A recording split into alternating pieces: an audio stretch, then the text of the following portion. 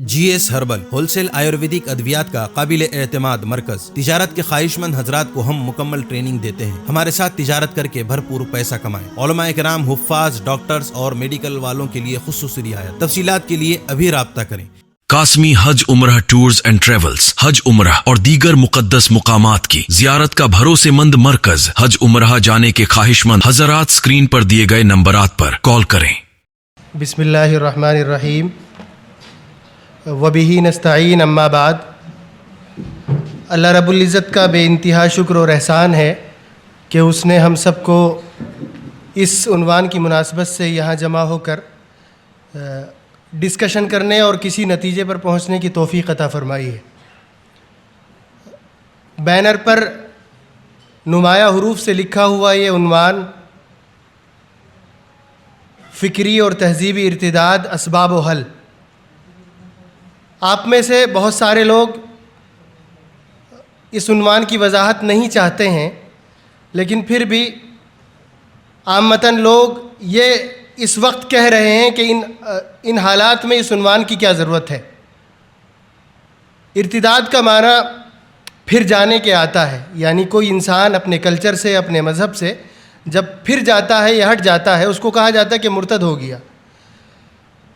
ہمارے ذہن میں ارتداد کا لفظ سنتے ہی جو چیز آتی ہے وہ آخری درجے کی ہوتی ہے، یعنی کوئی مسلمان مرد یا کوئی مسلمان عورت اپنے مذہب سے چلی گئی یا پھر گئی، لیکن اس کے کیا اسباب ہوتے ہیں، کیا عوامل ہوتے ہیں، وہاں تک پہنچنے کی کیا صورتیں اور شکلیں ہوتی ہیں، ان سے سب ناآشنا ہوتے ہیں۔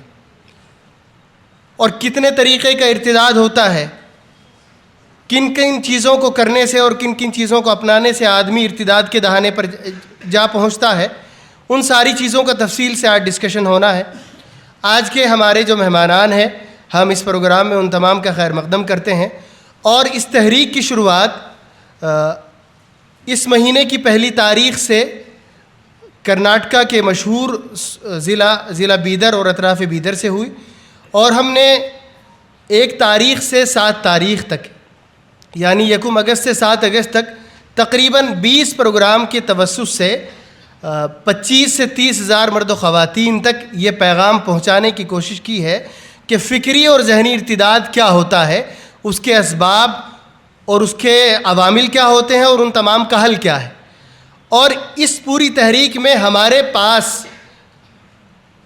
ہمیں جو وقت دیا ہے اور ہر طرح سے تیار رہے ہیں، اگر ان کا نام آج کے اس پروگرام میں اور اس تحریک کے دوسرے مرحلے کے پہلے پروگرام میں نہ لیا جائے تو یہ کہیے کہ احسان فراموشی ہوگی۔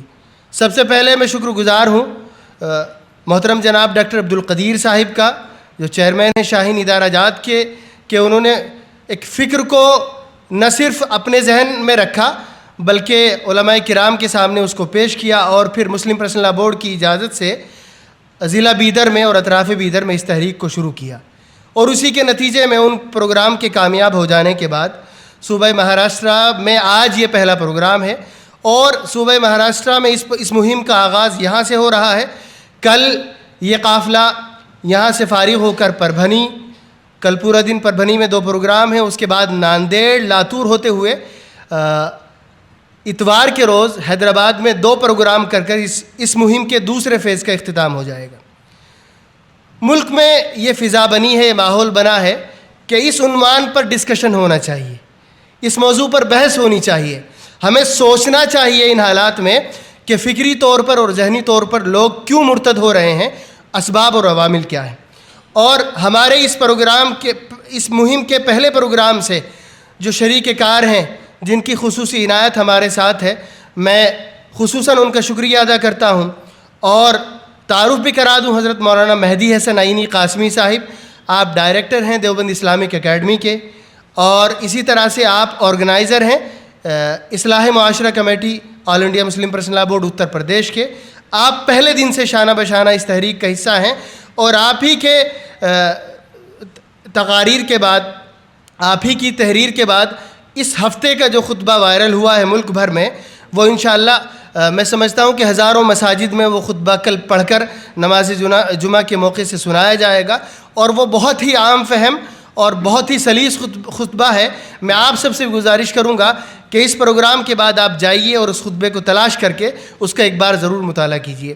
تو یہ تحریک ضلع بیدر سے شروع ہوئی. پہلا مرحلہ ضلع بیدر میں اس کا کمپلیٹ ہوا اور آج صوبہ مہاراشٹرا میں دوسرے مرحلے کا آغاز ہے. دعا کریں کہ اللہ پاک اس مہم کو پورے ملک میں تیزی کے ساتھ پھیلائے اور اس کے مثبت نتائج پیدا فرمائے. وآخر دعوانا ان الحمد للہ رب العالمین.